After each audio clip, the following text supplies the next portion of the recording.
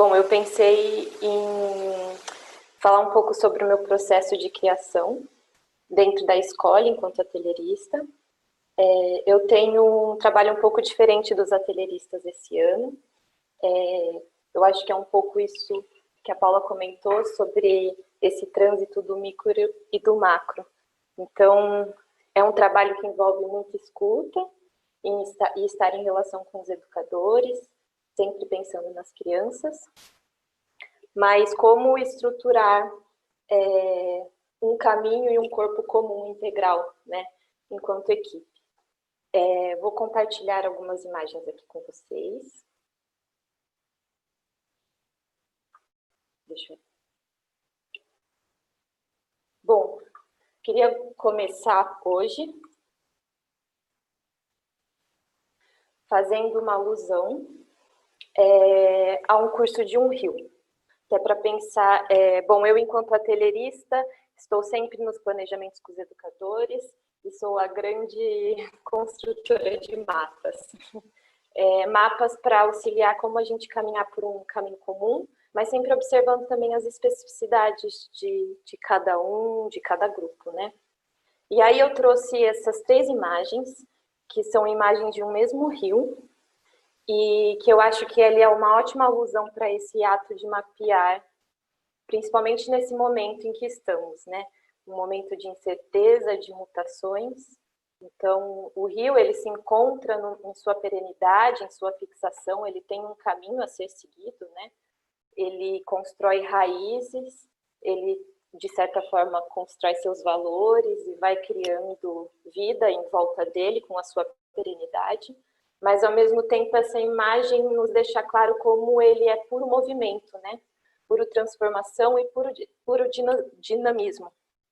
E acho que mapear e tentar pensar nós, enquanto educadores, dentro do que anda acontecendo, né, nesse momento de incerteza, eu acho que conecta muito com esse movimento do rio, né? Manter nossos valores de escola, que eu acho que a Paula falou muito bem antes de mim, o que nós acreditamos e o que nós podemos nos ressignificar, né, enquanto educadores, dentro da nossa prática, e como podemos mudar e estar sempre em transformação. E aí, seguindo um pouco o que a gente veio pensando aí durante os momentos de quarentena, que começou em março, a gente estruturou um mapa, que a Paula comentou um pouco, e aí eu trago aqui para vocês darem uma olhada, mas era um mapa para a gente pensar que agora a gente não estava mais num espaço da escola, e agora o nosso espaço, né, o que nós estávamos nos relacionando eram as nossas próprias casas, tanto as casas dos educadores como as casas das crianças. E aí a gente construiu esse mapa para nos guiar em como a gente poderia olhar para essa casa como um espaço habitado, em que a gente encontra espaços do micro e do macro, sujeitos, objetos que se tornam sujeitos, que guardam memórias, que recebem vidas pelas mãos das crianças e pelas nossas mãos muitas vezes, né?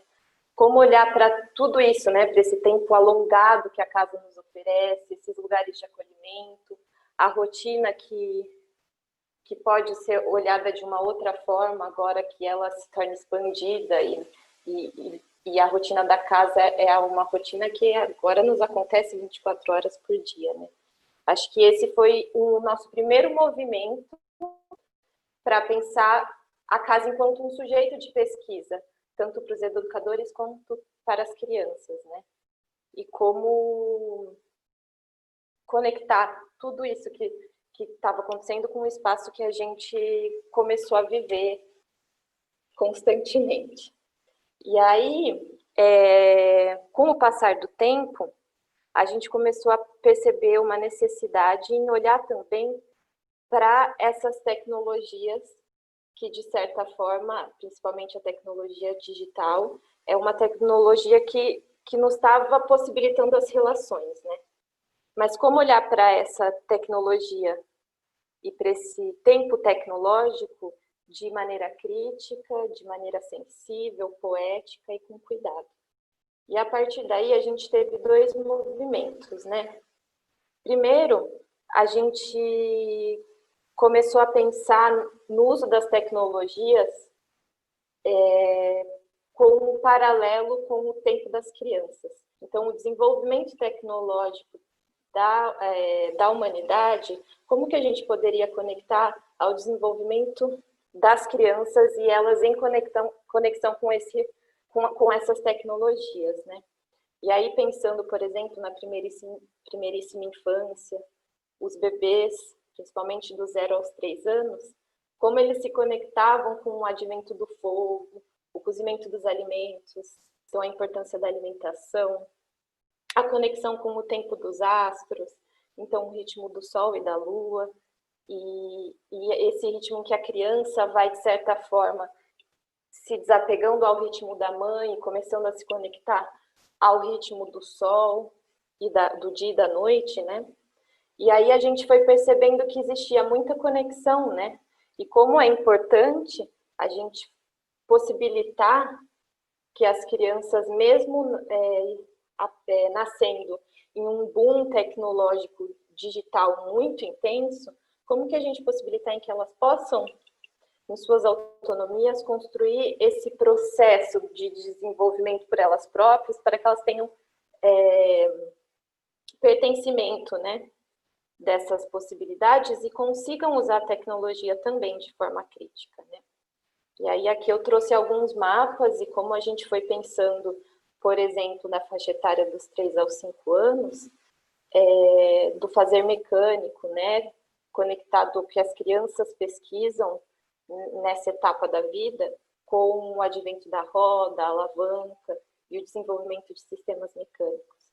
Como a gente poderia promover essas pesquisas dentro de nossas casas. E aí, pensando o fundamental, né, os mais velhos, com essa conexão mais intensa da tecnologia digital.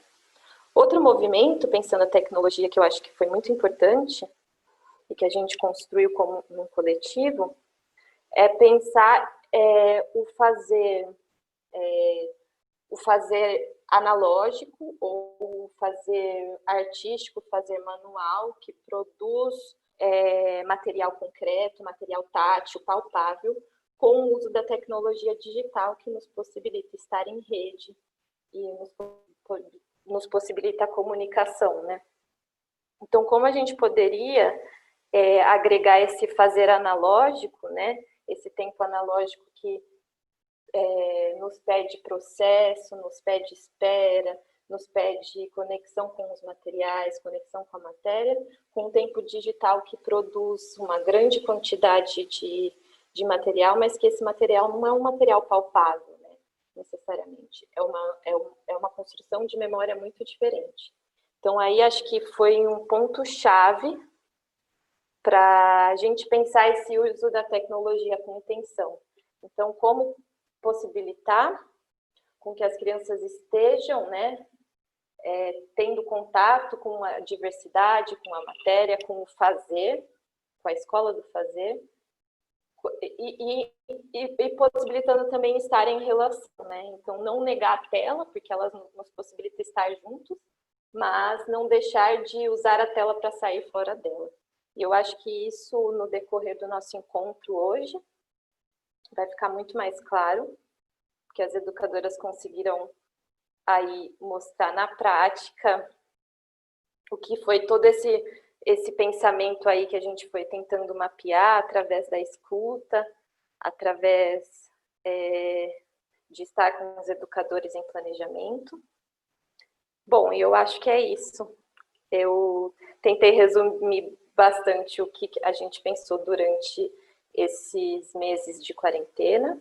Não sei se ficou confuso, mas de qualquer forma esse material está disponível no Instagram para quem quiser olhar. Estamos disponíveis para conversar também.